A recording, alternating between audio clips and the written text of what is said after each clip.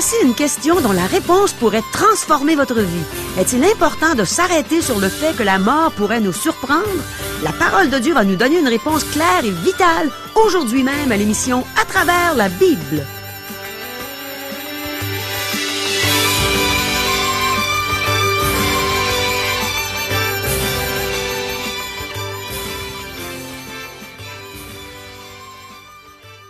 Chers auditeurs, pour en savoir davantage sur le contenu de cette émission, vous pouvez contacter en tout temps Radio Espoir via Internet à www.radioespoir.ca ou par téléphone, sans frais, au 1-877-l'Espoir, 1-877-537-7647. Bonjour, ici Caro. Quelle belle leçon on va avoir aujourd'hui à travers le récit de la vie de David. On n'a que quelques questions, mais on peut s'attendre à un enseignement bien riche du grand livre de Dieu. Voici nos questions.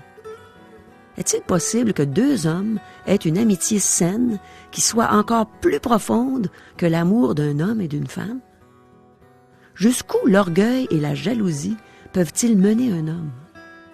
Si nous persistons à demander à Dieu une chose qui n'est pas pour notre bien, est-il possible qu'il nous l'accorde à notre détriment?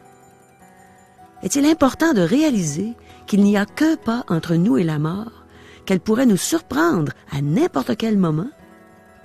Je trouve qu'on a là 4 bonnes questions et je suis convaincu que le Seigneur va nous enseigner de belles vérités par la bouche du pasteur Régent Joly en réponse à nos questions. Mais premièrement, réclamons la présence de Dieu. Demandons-lui qu'il fasse pénétrer sa parole dans nos cœurs. Prions. Ô Seigneur, on désire entrer dans ta présence. On vient à toi humblement, te demandant de purifier nos cœurs de tout péché, afin qu'on puisse vraiment jouir de ta présence et entendre ta belle voix parler à nos cœurs, nous enseigner ce que tu désires. Parle-nous, Seigneur. On veut goûter à ta présence aujourd'hui. Amen. À toi, Régent. Merci beaucoup, Caro. Chers amis, à la dernière émission, nous avons vu que David fut oint par Samuel afin de succéder à Saül sur le trône de la nation. C'est sous le couvert d'un sacrifice que le prophète se rendit chez Isaïe à Bethléem afin d'oindre le fils cadet de la famille. Aussitôt que David reçut l'esprit, celui-ci se retira de Saül. Un mauvais esprit venant de Dieu agit en Saül. On fit venir David au palais afin qu'il calme le roi en jouant de la harpe lors de ses crises. Le nouveau roi entre ainsi dans le palais. Puis, lors d'une guerre contre les Philistins, David tua le géant Goliath en utilisant sa fronde. David devint un héros militaire. Saül fut rejeté parce qu'il refusait d'obéir à Dieu. Et celui-ci choisit David, un homme selon son cœur, pour remplacer le roi Saül. David aimait Dieu, et il lui ouvrit les portes. Nous avons vu que Dieu regarde au cœur d'une personne, et non à son apparence extérieure. Quelle belle leçon a été apprise la dernière fois. Chers amis, débutons notre lecture. 1 Samuel chapitre 18, verset 1er.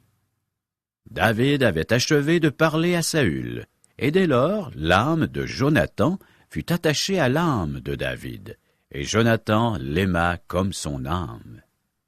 Une amitié belle et noble. Saül avait convoqué David afin de le remercier après le combat. Plus tard, Saül a dû penser qu'il avait accordé trop d'honneur à David, si l'on juge par les événements que nous verrons.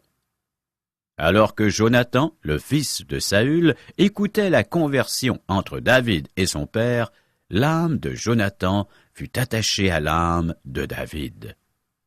Il se développa une amitié merveilleuse entre ces deux hommes. Nous parlons souvent de l'amour entre un homme et une femme, mais rien n'est aussi beau et noble qu'une amitié saine entre deux hommes. Ils voient l'un dans l'autre leurs propres réflexions et ils sont attirés l'un à l'autre. Il peut y avoir une amitié profonde entre deux hommes. Ils peuvent faire du sport et des activités de loisirs ensemble. Ils peuvent travailler ensemble et avoir une vie sociale commune. Nous avons déjà vu que Jonathan était une personne exceptionnelle. Il aima David pour son courage et sa confiance en Dieu. Verset 2. Ce même jour, Saül retint David et ne le laissa pas retourner dans la maison de son père. David devient un personnage célèbre et il en sera ici toute sa vie. Verset 3. Jonathan fit alliance avec David parce qu'il l'aimait comme son âme. Ces deux hommes se sont engagés à s'appuyer mutuellement. Il est difficile de trouver une amitié aussi grande que celle qu'il eut entre ces deux hommes. Verset 4. Il ôta le manteau qu'il portait pour le donner à David, et il lui donna ses vêtements, même son épée, son arc et sa ceinture. David était un paysan, et il n'avait pas une garde-robe qui correspondait à un chef militaire. Jonathan partagea sa garde-robe avec lui. Ce fut un geste généreux. Verset 5. David allait et réussissait partout où l'envoyait Saül. Il fut mis par Saül à la tête des gens de guerre, et il plaisait à tout le peuple, même aux serviteurs de Saül. David avait une personnalité charismatique, et le public l'aimait. Il était un grand homme. Dieu a regardé à son cœur, le peuple à son apparence, mais David était beau de l'intérieur et de l'extérieur. David n'était pas sans péché, mais il aimait Dieu et le peuple le respectait pour cela. Versets 6 à 9. Comme il revenait lors du retour de David, après qu'il eut tué le Philistin, les femmes sortirent de toutes les villes d'Israël au-devant du roi Saül, en chantant et en dansant, au son des tambourins et des triangles, et en poussant des cris de joie. Les femmes qui chantaient se répondaient les unes aux autres, et disaient « Saül a frappé ses 1000, et David ses 10 000. » Saül fut très irrité, et cela lui déplut. Il dit, « On en donne 10 000 à David, et c'est à moi que l'on donne les 1000. Il ne lui manque plus que la royauté. » Et Saül regardait David d'un mauvais œil, à partir de ce jour et dans la suite. L'orgueil et la jalousie mènent très loin, chers amis. Saül n'a pas apprécié ce que les femmes chantaient, et il devint jaloux envers David. Nous verrons que Saül va chercher à faire périr David. Au fur et à mesure que la popularité de David auprès du peuple augmente, Saül devient de plus en plus froid à l'égard de David. Poursuivons notre lecture, les versets 10 et 11. Le lendemain, le mauvais esprit venant de Dieu saisit Saül, qui eut des accès de délire au milieu de la maison. David jouait comme les autres jours, et Saül avait sa lance à la main. Saül leva sa lance, disant en lui-même, « Je frapperai David contre la paroi. » Mais David se détourna de lui 2 fois. Saül voulait se débarrasser de David de façon permanente, mais David quitta les lieux. Versets 12 à 16. Saül craignait la présence de David parce que l'Éternel était avec David et s'était retiré de lui. Il l'éloigna de sa personne et il l'établit chef de 1000 hommes. David sortait et rentrait à la tête du peuple. Il réussissait dans toutes ses entreprises et l'Éternel était avec lui. Saül, voyant qu'il réussissait toujours, avait peur de lui. Mais tout Israël et Juda aimaient David parce qu'il sortait et rentrait à leur tête. La popularité de David augmente. Pour se défaire de lui, Saül lui promet sa fille Mérab en mariage s'il combat les Philistins. Il espère que David succombera pendant un combat. Cependant, il donne Mérab à un autre homme. Ensuite, il donne Michal, sa fille cadette, à David. Pourquoi? David ferait partie de la famille, et Saül pourrait mettre la main sur lui lorsqu'il le voudra. Lisons maintenant le verset 20. Michal, fille de Saül, aima David. On en informa Saül, et la chose lui convint. Je ne pense pas que Michal aimait David d'un amour pour réussir un mariage. Au début, elle aimait un beau héros populaire. Un jour, elle méprisera David pour son enthousiasme pour Dieu. Au chapitre 19, Saül essaiera de tuer David. La vie de David sera en danger jusqu'à la mort de Saül.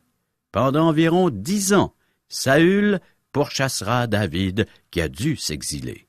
Cependant, à travers ces épreuves, Dieu forme David. Il deviendra le plus grand roi d'Israël. De nombreux psaumes furent rédigés pendant cette période éprouvante. David était un homme selon le cœur de Dieu. Chers amis, débutons notre lecture du 19e chapitre de 1 Samuel, les versets 1 et 2. Saül parla à Jonathan, son fils, et à tous ses serviteurs, de faire mourir David.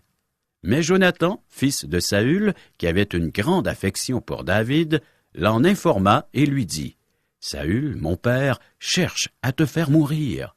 Sois donc sur tes gardes demain matin. Reste dans un lieu retiré et cache-toi. » Jonathan avertit David de se cacher car sa vie est en danger. Saül ne se cache plus et essaie ouvertement de faire périr David. Cependant, Jonathan aide David. Versets 3 et 4. « Je sortirai et je me tiendrai à côté de mon père dans le champ où tu seras. Je parlerai de toi à mon père. Je verrai ce qu'il dira et je te le rapporterai. » Jonathan parla favorablement de David à Saül, son père, que le roi, dit-il, ne commette pas un péché à l'égard de son serviteur David, car il n'en a point commis envers toi. Au contraire, il a agi pour ton bien. Jonathan va parler à son père en faveur de David. Il va tenter de le raisonner en lui rappelant tout le bien que lui a fait David. Versets 5 à 7. Il a exposé sa vie, il a tué le Philistin, et l'Éternel a opéré une grande délivrance pour tout Israël. Tu l'as vu, et tu t'en es réjoui. Pourquoi pécherais-tu contre le sang innocent, et ferais-tu sans raison mourir David? Saül écouta la voix de Jonathan, et il jura, disant, « L'Éternel est vivant, David ne mourra pas. » Jonathan appela David et lui rapporta toutes ces paroles. Puis, il l'emmena auprès de Saül, et David fut à son service comme auparavant. Saül écouta la voix de son fils et permit à David de revenir au palais. Cependant, David était méfiant, car il savait que sa vie était en danger. Versets 8 à 10. La guerre continuait. David marcha contre les Philistins et se battit avec eux. Il leur fit éprouver une grande défaite, et ils s'enfuirent devant lui. Alors le mauvais esprit, venant de l'Éternel, fut sur Saül, qui était assis dans sa maison, sa lance à la main. David jouait, et Saül voulut le frapper avec sa lance contre la paroi. Mais David se détourna de lui, et Saül frappa de sa lance la paroi. David prit la fuite et s'échappa pendant la nuit. Le mauvais esprit vient de nouveau sur Saül, et il essaie de tuer David. David sait qu'il n'est plus en sécurité dans le palais de Saül, même s'il est son beau-fils. Avoir Michal comme épouse ne le protège pas, donc il s'enfuit. Versets 11 à 13. Saül envoya des gens vers la maison de David pour le garder et le faire mourir au matin. Mais Michal, femme de David, l'en informa et lui dit, « Si tu ne te sauves pas cette nuit, demain tu es mort. » Elle le fit descendre par la fenêtre, et David s'en alla et s'enfuit. C'est ainsi qu'il échappa. Ensuite, Michal prit le téraphim qu'elle plaça dans le lit, elle mit une peau de chèvre à son chevet, et elle l'enveloppa d'une couverture. Au début, Michal se rangea du côté de David, et elle l'avertit des projets meurtriers de Saül. Elle l'aide à s'enfuir par une fenêtre. Elle arrange le lit de façon à ce qu'on pense que David s'y trouve. Versets 14 à 17.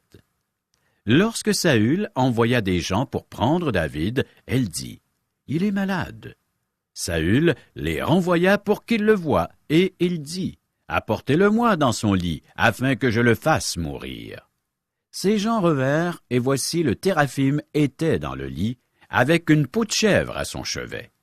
Saül dit à Michal, « Pourquoi m'as-tu trompé de la sorte, et as-tu laissé partir mon ennemi qui s'est échappé? » Michal répondit à Saül, « Il m'a dit, laisse-moi aller, ou je te tue. » Saül, découvrant la ruse, demanda des explications à sa fille. Elle apesa son père en affirmant que David l'aurait tué si elle avait refusé de l'aider à s'enfuir. Verset 18. C'est ainsi que David prit la fuite et qu'il échappa. Il se rendit auprès de Samuel à Rama et lui raconta tout ce que Saül lui avait fait. Puis, il alla avec Samuel demeurer à Najoth. Parce que Samuel a oint David, sa vie est aussi en danger. Saül cherche ouvertement à tuer David. Il n'essaie même plus de le faire secrètement. Désormais, David vivra en hors-la-loi. Il devra se cacher d'un endroit à l'autre. Il en sera ainsi jusqu'à la mort de Saül, c'est-à-dire environ 10 ans. Saül savait que Michal avait aidé David à s'enfuir et qu'une amitié solide liait son fils Jonathan avec David. Donc, Jonathan dut être prudent lorsqu'il communiquait avec David et il le fit en secret. C'est la raison pour laquelle il employa une méthode inusitée. Chapitre 20, verset 1er. David s'enfuit de Najoth, près de Rama. Il alla trouver Jonathan et dit, « Qu'ai-je fait? Quel est mon crime? Quel est mon péché aux yeux de ton père pour qu'il en veuille à ma vie? » David demanda ce qu'il avait fait. Il n'avait jamais fait de tort à Saül. De plus, il l'avait même aidé. Mais Saül n'était pas un roi et il ne le fut jamais. Dieu l'a toujours su et son choix ne s'est jamais porté sur Saül. Le peuple voulait un roi comme Saül et Dieu leur en accorda un. Le peuple eut un roi au dépérissement de son âme. Dans le désert, lorsque le peuple exigea de la viande, l'Éternel leur envoya des cailles. Il lui accorda ce qu'il avait demandé. Mais il était évident que le peuple ne faisait pas confiance en Dieu. S'il avait fait confiance en Dieu, il aurait été heureux de la manne et il n'aurait pas pleuré pour obtenir de la viande. Les Israélites auraient éprouvé de la joie et de la paix dans leur cœur. Si nous persistons à exiger une chose de Dieu, il nous l'accordera à notre détriment. De nombreux chrétiens sont toujours à supplier Dieu pour obtenir ceci ou cela. Ils ne sont pas disposés à attendre calmement que Dieu travaille dans leur vie. De nombreuses fois, lorsqu'il nous accorde notre requête, nous disons « C'est merveilleux, Dieu a répondu et exaucé ma prière. » Pas nécessairement, chers amis. Il arrive que nous le supplions pour une chose et qu'elle s'avère la pire idée que nous ayons jamais eue. Si nous importunons Dieu, il peut nous donner ce que nous désirons, mais la chose vient avec le dépérissement de notre âme. C'est ce qui est arrivé aux enfants d'Israël qui voulaient que Saül règne sur eux. Il provoqua des problèmes dans le pays. David ne comprend pas pourquoi Saül lui en veut tant. Verset 2. Jonathan lui répondit, « Loin de là, tu ne mourras point. Mon père ne fait aucune chose, grande ou petite, sans m'en informer. Pourquoi donc mon père me cacherait-il celle-là? Il n'en est rien. » Jonathan s'engage à avertir David si son père tente quelque chose contre lui. Verset 3. David dit encore en jurant, « Ton père sait bien que j'ai trouvé grâce à tes yeux, et il leur a dit, que Jonathan ne le sache pas. Cela lui ferait de la peine. Mais l'Éternel est vivant, et ton âme est vivante. Il n'y a qu'un pas entre moi et la mort. » Vous pouvez vous retrouver devant Dieu à tout moment. Quel énoncé! Il n'y a qu'un pas entre moi et la mort. Ce n'était pas ainsi seulement au temps de David, mais ce l'est encore aussi à notre époque. Lorsque tu conduis sur une autoroute, tu es à un pas de la mort. Ésaïe a dit qu'il n'y a qu'un battement de cœur entre la vie et la mort. La mort peut nous surprendre à tout moment. C'est pourquoi nous devons être prêts à rencontrer notre Créateur dans l'éternité. De nombreuses personnes font des arrangements pour leurs funérailles bien avant leur décès, mais elles oublient d'en faire pour l'au-delà. Laissez-moi vous poser cette question. Êtes-vous sauvés? Faites-vous entièrement confiance à Jésus-Christ pour le salut de votre âme? C'est ce que vous devez faire pour vous retrouver en présence de Dieu. S'il vous plaît, ne reportez pas la chose à plus tard. Recevez le Seigneur Jésus-Christ comme votre sauveur personnel, maintenant. Nous retenons 3 points importants de l'émission d'aujourd'hui. Le premier, l'orgueil et la jalousie peuvent nous détruire. Nous voyons Saül s'enfoncer dans son péché au point de devenir un assassin. Il veut toute la gloire et il n'est pas prêt à la partager avec qui que ce soit. Nous remarquons un progrès dans le péché chez Saül. Au début, il tente de tuer David de façon discrète. Bientôt, il ne cachera même plus sa haine, et c'est ouvertement qu'il s'en prendra à David. Combien de ministères furent détruits par l'orgueil? La discorde éclate parce qu'une personne veut la première place ou elle est jalouse du succès d'un autre. Chers amis, qu'il n'en soit pas ainsi entre vous. Deuxième point, Dieu peut nous accorder une requête si nous n'acceptons pas sa réponse négative. J'ai connu une chrétienne qui pleurait parce qu'elle n'avait pas de mari. Dieu a permis qu'elle épouse un homme, mais celui-ci la rendit encore plus malheureuse. Si nous avons du péché à régler dans notre vie, si nous avons à travailler nos relations interpersonnelles, Dieu peut nous refuser un conjoint. Insister pour en avoir un ne peut que nous rendre plus malheureux. Et le troisième et dernier point, sommes-nous prêts à mourir? Avez-vous accepté le Seigneur Jésus-Christ pour obtenir le pardon de vos péchés et la vie éternelle? Dieu vous a-t-il régénéré par son esprit alors que vous avez accepté le Seigneur Jésus dans votre vie? Voici un texte des Saintes Écritures, tiré de 1 Jean, chapitre 5, verset 13. « Je vous écris ces choses, afin que vous sachiez que vous avez la vie éternelle, vous qui croyez au nom du Fils de Dieu. » Dieu veut que nous sachions où nous irons après la mort. Il veut que vous sachiez qu'il n'y a qu'un seul chemin pour se rendre à Dieu. Jésus-Christ a déclaré, lorsqu'il était ici-bas sur cette terre, remplissant son ministère et accomplissant la volonté de son Père, rapporté par l'évangéliste Jean, chapitre 14, verset 6. Jésus déclare, « Je suis le chemin, la vérité et la vie. Nul ne vient au Père que par moi. » Le seul accès pour nous emmener, nous conduire au Père céleste, c'est Jésus. L'avez-vous accepté comme votre sauveur personnel? Êtes-vous prêt à mourir, à passer dans votre éternité? Le Seigneur Jésus-Christ est venu pour nous y préparer, pour nous indiquer la direction à prendre, afin que nous ayons l'assurance, la certitude d'être des enfants de Dieu et d'avoir une place auprès de lui pour l'éternité.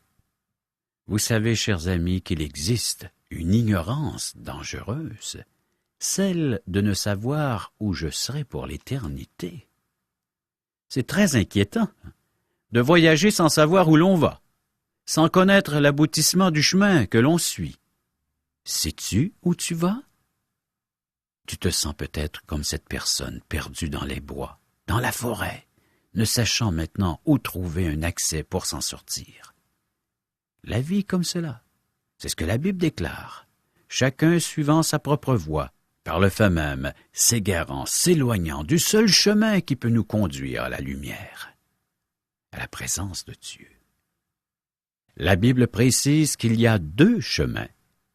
Un large, spacieux, qui mène à la mort. L'autre, resserré, étroit, qui mène à la vie. Sur quel chemin te trouves-tu? Emprunte celui que Dieu t'indique. Jésus, il est le seul chemin qui mène au Père. Chers amis, prochaine émission, 1 Samuel chapitre 20 verset 3 à chapitre 21 verset 15. Oh, merci beaucoup, Régent. Tu as dit que David était un homme selon le cœur de Dieu. Il m'arrive de temps en temps de rencontrer des personnes et de penser la même chose à leur sujet. Par exemple, il y a quelques mois, j'ai fait une tournée de l'Ontario pour visiter des églises qui soutiennent le ministère de Radio Espoir. J'ai conduit jusqu'à Toronto et de là, j'ai fait toute la tournée avec un homme et son épouse Des gens qui sont réellement consacrés. Je ne dirais pas à l'œuvre de Dieu, mais encore mieux que ça, consacrés à Dieu lui-même. À chaque endroit qu'on visitait, après que j'ai chanté quelques cantiques et donné mon témoignage de conversion et de ministère, cet homme prêchait l'Évangile à nos frères et sœurs ontariens.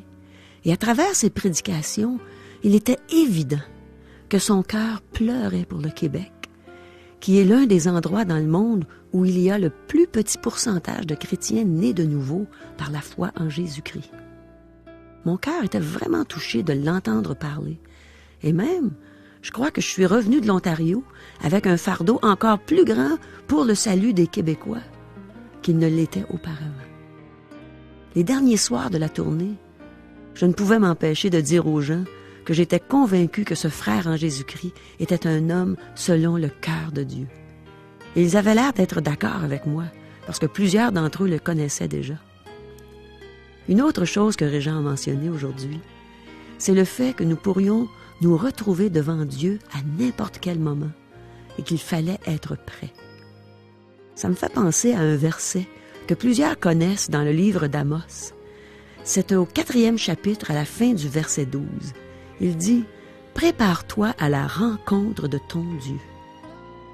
Il y a 2 ou 3 ans, j'ai fait venir une centaine de petits dépliants intitulés « Trouver l'erreur » afin de les donner à ceux à qui Dieu me le met à cœur.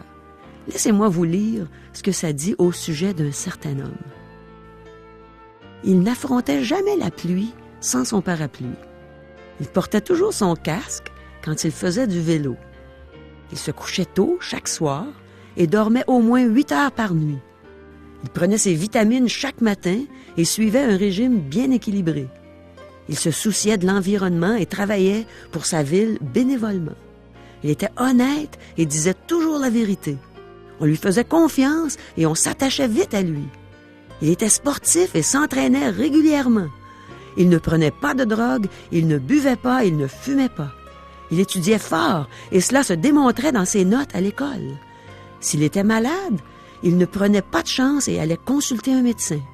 Sa vie était toute planifiée. Il pensait prendre sa retraite, aller aux Bahamas et vivre très vieux.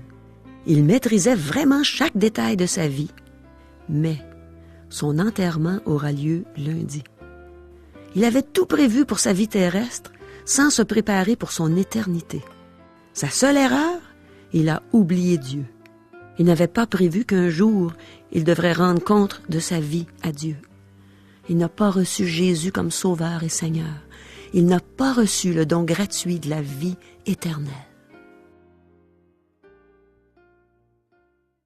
Chers amis, les gens nous posent souvent cette question, Caro.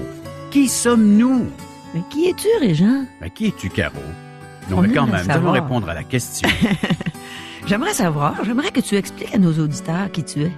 Moi, je pourrais peut-être leur expliquer, mais toi, tu le sais encore plus. Tu connais tout ton vécu. Tout d'abord, j'ai fait des études en carrière radiophonique et j'ai exercé ce métier pendant de nombreuses années. Plus d'une décennie. Oui. Ensuite, j'ai eu un appel divin, l'appel de Dieu, d'aller étudier sa parole. Et pendant plus de 4 ans, j'ai fait des études en théologie. Maintenant, nos auditeurs en bénéficient. Et grâce, il va sans dire, à la présence de Dieu dans nos cœurs, dans notre vie. C'est merveilleux. Nous sommes des gens qui sont nés de nouveau, selon les Saintes Écritures. Ouais. Des chrétiens évangéliques. Oh là là. Des gens qui croient que les Saintes Écritures ont encore quelque chose de très important pour notre vie. C'est la vérité. Voici comment vous pouvez nous contacter par téléphone. 1-877-L'Espoir. 1-877-537-7647. Via courriel. www.radioespoir.ca ou à notre adresse postale.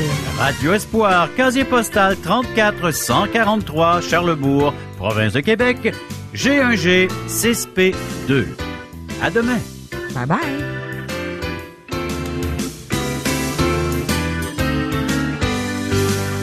Cette émission vous a été présentée par Radio Espoir.